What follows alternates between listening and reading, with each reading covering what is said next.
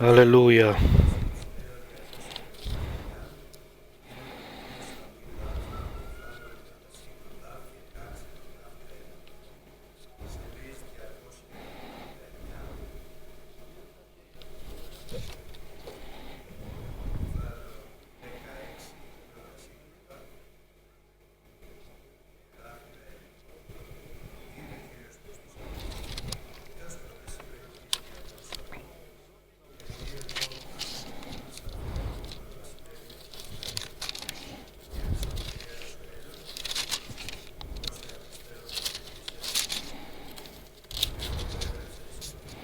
Dieu choisit David comme nouveau roi. Donc nous lisons du livre de l'Ancien Testament en Samuel 1er, chapitre 16. Le Seigneur dit à Samuel, « T'affligeras-tu encore longtemps au sujet de Saül, alors que moi-même je l'ai rejeté et qu'il ne pourra plus être roi d'Israël ? Prends de l'huile et mets-toi en route. Je t'envoie chez Jessé, à Bethléem, car j'ai choisi parmi ses fils le roi qu'il me faut. » Comment faire ? Demanda Samuel. Si j'y vais, Saül l'apprendra et me tuera. Prends avec toi un veau, dit le Seigneur. Tu diras que tu viens m'offrir un sacrifice et tu inviteras Jessé à la cérémonie. Je t'apprendrai ce que tu auras à faire. Tu consacreras roi à mon service celui que je t'indiquerai. Samuel obéit et se rendit à Bethléem. Les anciens de la ville, tout inquiets, vinrent au-devant de lui et demandèrent « Ta venue annonce-t-elle quelque chose d'heureux ?» « Oui, répondit-il, je suis venu offrir un sacrifice au Seigneur. »« Purifiez-vous pour la cérémonie et venez ensuite avec moi. » Samuel invita aussi Jessé et ses fils à se purifier et à participer au sacrifice. Lorsque ceux-ci arrivèrent, Samuel aperçut Eliab et se dit « C'est certainement lui que le Seigneur a choisi. » Mais le Seigneur lui dit « Ne te laisse pas impressionner par sa mine et sa taille imposante, car je ne l'ai pas choisi. Je ne juge pas de la même manière que les hommes. Les hommes s'arrêtent aux apparences, mais moi je vois jusqu'au fond du cœur. » Jessé appela ensuite Abinadab et le fit passer devant Samuel qui déclara « Le Seigneur n'a pas non plus choisi celui-ci. » Jessé fit passer Shamma, mais Samuel répéta « Le Seigneur n'a pas non plus choisi celui-ci. » Jessé fit ainsi passer ses 7 fils devant Samuel, mais Samuel lui dit « Le Seigneur n'a choisi aucun d'eux. » Puis il ajouta « Sont-ils tous là ?»« Non, répondit Jessé. Il y a encore plus le jeune David qui garde les moutons. Envoie-le chercher, ordonna Samuel. Nous ne commencerons pas le repas sacrificiel avant qu'il soit là. Amen. Nous remercions le Seigneur pour sa parole. Ce que nous venons de lire a été dicté par Dieu pour qu'il soit écrit. Et pour Dieu, il n'y a pas de présent, d'avenir et de passé. Pour lui, tout est présent. Tout est à lui. Et Dieu a de bons projets pour les hommes. Et il veut bénir les siens. Et Dieu a créé les hommes selon son image et pour qu'ils puissent s'approcher de lui et qu'ils puissent les guider, les diriger vers l'éternité et qu'ils soient identiques à Dieu et pour qu'ils puissent vivre éternellement. Et Dieu a créé Adam. Il a essayé avec l'innocence de l'homme que Adam vivait, il a voulu le faire venir près de lui. Et Adam et Ève ont approché Dieu, mais ils ne sont pas su rester près de lui parce qu'ils ne sont pas restés fidèles à sa parole. Et lorsque l'humanité était arrivée au sommet du péché, Dieu a choisi Noé. Et Dieu a voulu montrer et diriger l'homme de nouveau près de lui, après Noé. Et Noé, c'est vrai, était juste parmi ses contemporains, mais la suite n'était pas bonne. Et l'important de la vie de l'homme, c'est la bonne suite, la bonne continuité. L'avion, lorsqu'il décolle, c'est bien, mais lorsqu'il va arriver, c'est mauvais. S'il n'arrive pas à atterrir avec sécurité. Donc, ce qui est important, c'est aussi la fin, c'est d'arriver au but, d'avoir une bonne suite des événements. Noé, avec sa justice, a eu un bon début, mais il a eu une mauvaise fin. Et Dieu a choisi Abraham pour sa foi.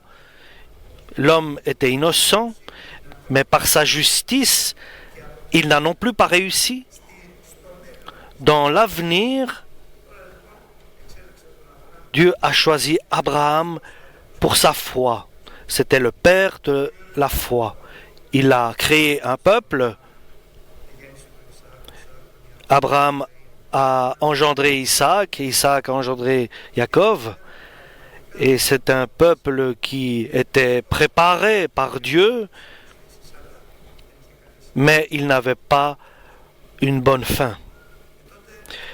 Et Dieu a amené Moïse, une personne de la loi, qui avait une caractéristique, il mettait toujours la volonté de Dieu devant.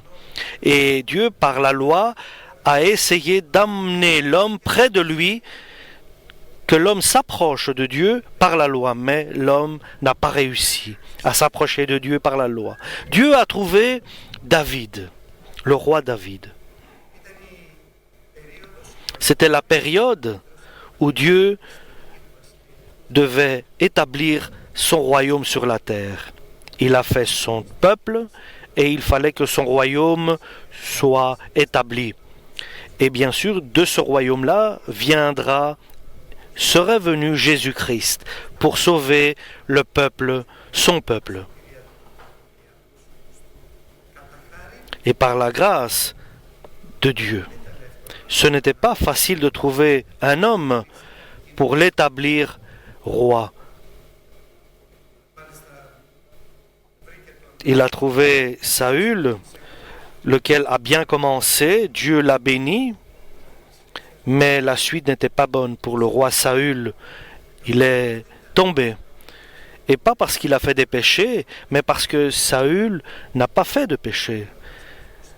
Mais c'est parce qu'il n'est pas resté fidèle à la parole de Dieu. Et Dieu l'a rejeté. Et le critère que Dieu met entre lui et l'homme, c'est la parole, c'est sa parole. Et non seulement il considère ça comme un critère, mais c'est une preuve. Celui qui a mes commandements et qui les met en pratique, c'est lui qui m'aime, dit Dieu. Et Dieu regarde comment l'homme répond à Dieu. Et lorsque Saül a rejeté la parole de Dieu, Dieu l'a aussi rejeté. Il l'a rejeté d'une manière et d'un critère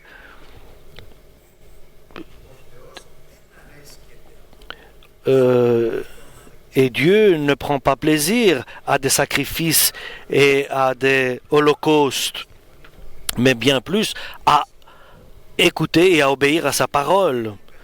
Et l'obéissance est beaucoup mieux que le sacrifice. L'obéissance est au-dessus du sacrifice que tu peux faire. Mais tu dois d'abord avoir une obéissance à Dieu et après faire un sacrifice à Dieu. Mais d'abord être obéissant à la volonté de Dieu. Et l'obéissance est meilleure que le sacrifice. Mais être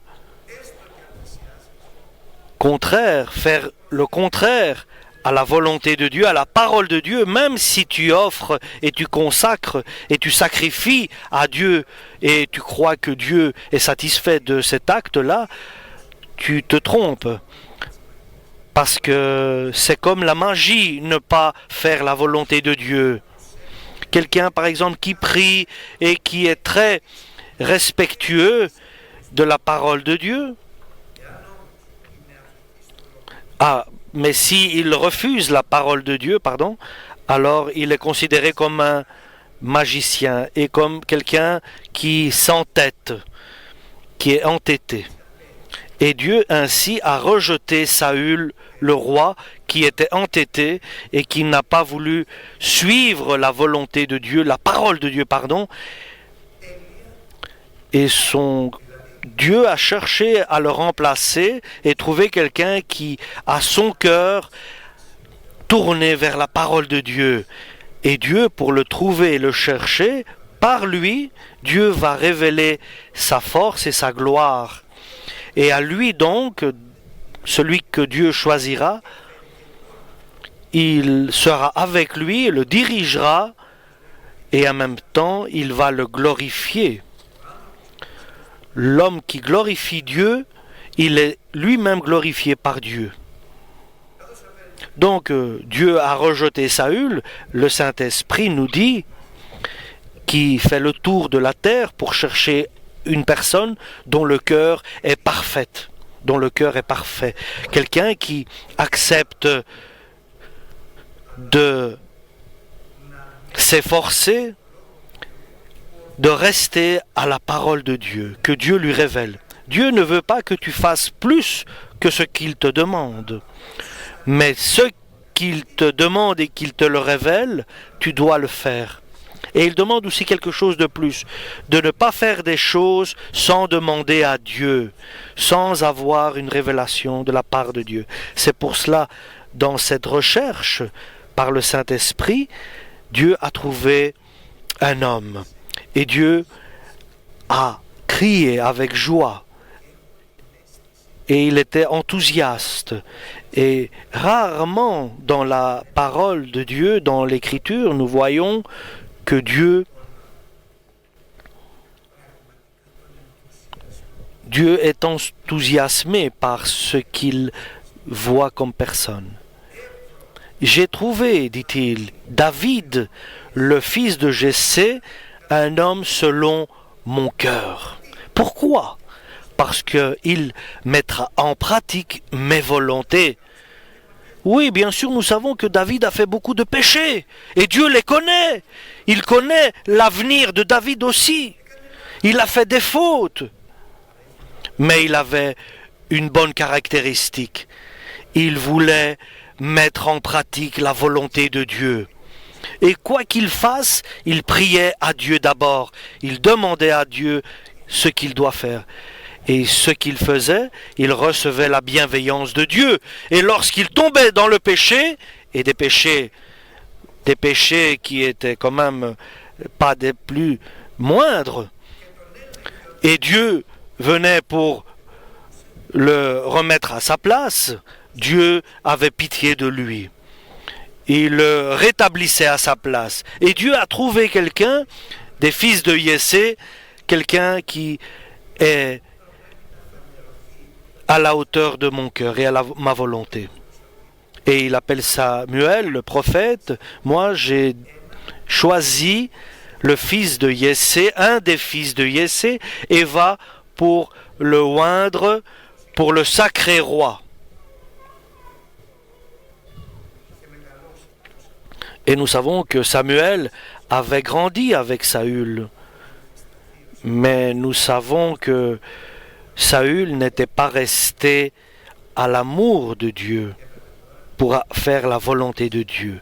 Et ici, Dieu doit détruire dans le cœur de Samuel les sentiments qui le mènent à faire des erreurs. Et il dit à Samuel, je vais te diriger pour que tu puisses aller sacrer roi un des fils de Yessé. Et d'abord est passé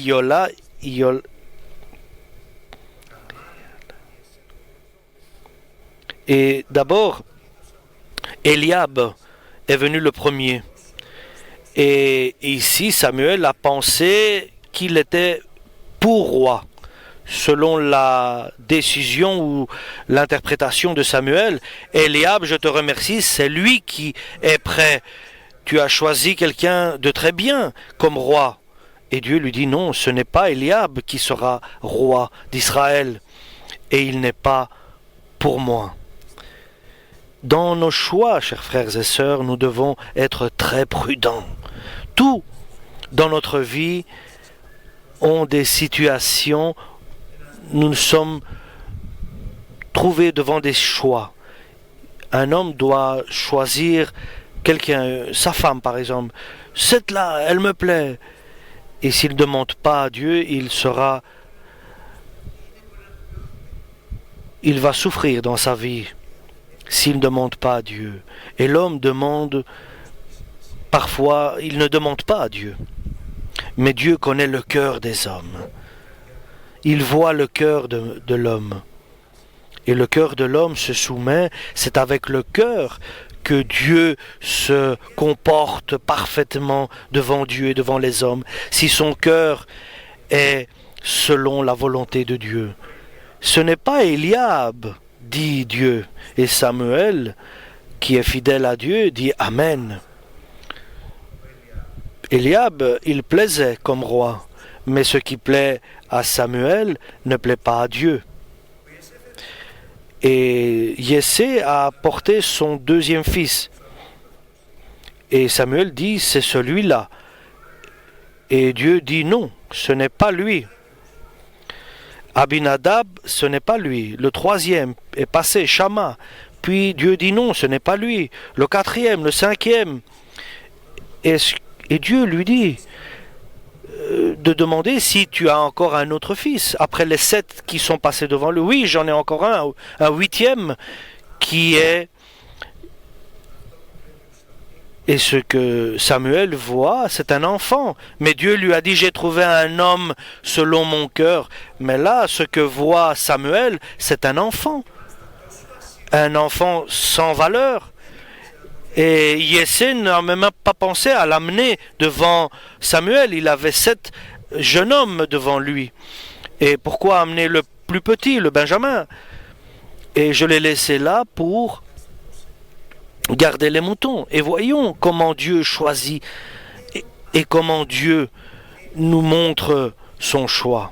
Et ni le père de David n'avait pensé que ce serait David, que Dieu se porterait le choix de Dieu. Et personne des hommes ne pensait que c'était le jeune David qui était là et qui gardait les moutons. Et Dieu, par Samuel, demande à Jessé d'amener son enfant,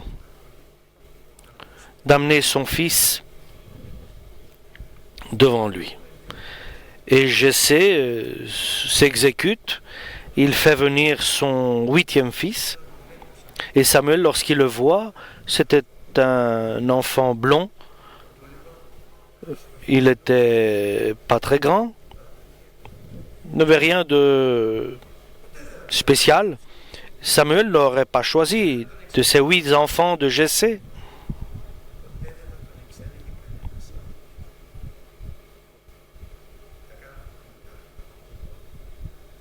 Ils auraient fait une erreur de choisir quelqu'un d'autre, mais c'est Dieu qui répond et qui prend en charge de sacrer roi, le roi d'Israël. Celui que parfois nous on considère pour un rien, Dieu le choisit. L'apôtre Paul dit, je connais là le choix de Dieu. Regardez-vous parmi vous, vous n'êtes pas très sage et fort et respectueux. Mais ceux qui sont petits dans ce monde, Dieu les a choisis pour déshonorer ceux qui sont grands dans ce monde. Et Dieu a choisi les faibles pour déshonorer ceux qui sont forts.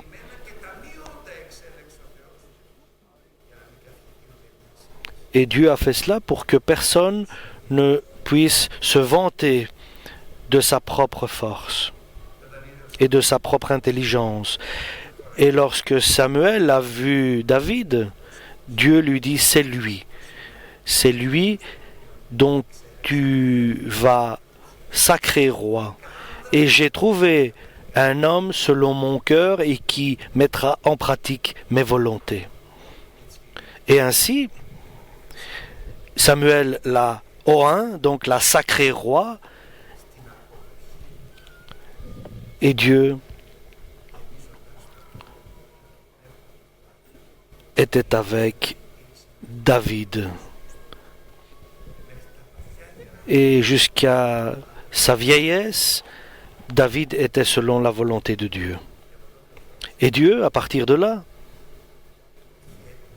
avait préparé son royaume sur la terre, pour laquelle, à Marie, la mère de Jésus, lorsque l'archange Gabriel l'a visité pour l'évangéliser et lui dire, l'annoncer, et tu seras enceinte par le Saint-Esprit, il lui a dit, lui, il sera grand, Jésus, il sera appelé fils du Très-Haut, et Dieu lui donnera le trône de David, son père, et il régnera pour les siècles des siècles, et son royaume n'aura pas de fin.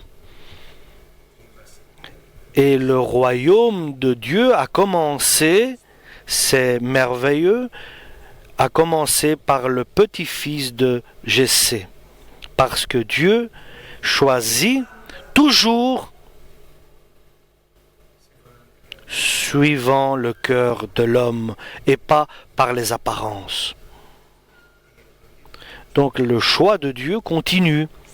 Le Christ est venu, le Christ a choisi André et Pierre, tous les deux étaient des pêcheurs de poissons, ils étaient illettrés, mais ils ont reçu une éducation céleste, une lumière céleste, et toute l'humanité maintenant connaît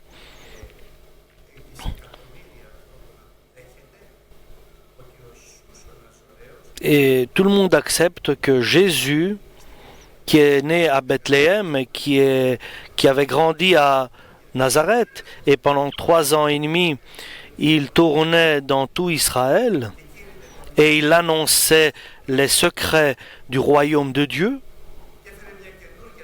et il a apporté un nouveau enseignement, et il libérait par son Saint-Esprit tous ceux qui étaient sous l'emprise du péché et qui étaient sous l'emprise du diable.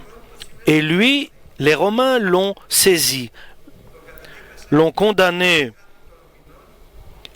à la plus dure sentence et ils l'ont cloué sur la croix de Golgotha. Il est mort sur la croix de Golgotha. Il est mort comme tous les hommes, mais avec une différence. Il est mort sans péché. Et selon le salaire du péché est la mort, le diable a mis à mort Jésus-Christ qui avait 33 ans. Injustement, c'est pour cela que Dieu l'a ressuscité. Parce que Dieu a décidé de sauver le monde, pas par la sagesse humaine, mais par la folie de cette annonciation, de l'évangélisation. Parce que nous savons que les Grecs demandent de la sagesse, mais ici il y a une folie de cet évangile, quelque chose de merveilleux. Et pour certains, c'est une folie. Et c'est la parole de Dieu qui s'est mise en chair. Jésus-Christ lui-même est la parole de Dieu envoyée sur la terre. Et comment vais-je être persuadé de cette parole? Comment? Et c'est vrai, certains disent que c'est une folie. C'est une bêtise, certains disent. Mais par cette folie et bêtise, Dieu a sauvé le monde, veut sauver le monde. Et Dieu dit, essaye de voir si je suis vivant. Recherche-moi, et tu verras si je viendrai. Appelle-moi, et tu verras si je t'écouterai, et si je t'entendrai. Parle-moi, réponds-moi. Viens près de moi, approche-toi, si je viens pour t'enlacer. Viens voir ma parole, et je vais te donner la renaissance. Si je te baptise du Saint-Esprit, si je vais parler avec toi. Mais Dieu parle-t-il avec l'homme? Mais bien sûr, si celui qui a donné la parole à l'homme ne parle-t-il pas lui-même? Mais lui qui a créé les oreilles de l'homme n'écoute-t-il pas? Il n'est pas démontré par la sagesse de l'homme la grandeur de Dieu, mais ce qui est démontré, c'est par la foi de l'homme en Dieu. C'est ça qui est démontré. Personne une personne qui demande Dieu, Dieu va se révéler à lui. Quelqu'un qui demande de l'aide à Dieu par Jésus-Christ, peut être persuadé que Dieu lui répondra. Jésus a choisi Pierre et André. Ils étaient illettrés, sans éducation, c'étaient des pêcheurs de poissons, et il leur a donné cette grande valeur de connaître la vérité de Dieu. Les fils de Zébédée, Jacques et Jean, et il leur a fait des enfants de voix haute. Et par exemple, Dieu a choisi aussi l'apôtre Paul, qui est devenu l'apôtre des nations. Et Dieu choisit, et toujours, pas suivant ce que nous voyons, les apparences, mais suivant le cœur de l'homme. Est-ce que tu veux que Dieu te choisisse? C'est une question très importante, parce que nous parlons du Dieu de la terre et du ciel, le Tout-Puissant, le Seigneur de toutes les puissances. Nous ne parlons pas d'un petit Dieu, d'un petit chrétien, mais nous parlons de Dieu le Tout-Puissant. Le secret de l'humilité est grande. Dieu s'est révélé en chair. Veux-tu que Dieu te choisisse?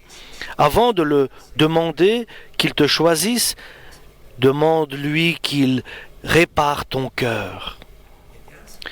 Et parce que s'il te choisit, son cœur, alors si ton cœur n'est pas suivant sa volonté, il ne pourra pas te choisir. Et Dieu, nous pouvons dire, nous a choisis. Aujourd'hui, le message est le suivant. Demandons à Dieu qu'il nous donne selon son cœur, pour que nous puissions mettre en pratique sa volonté, que nous soyons prêts à faire sa volonté.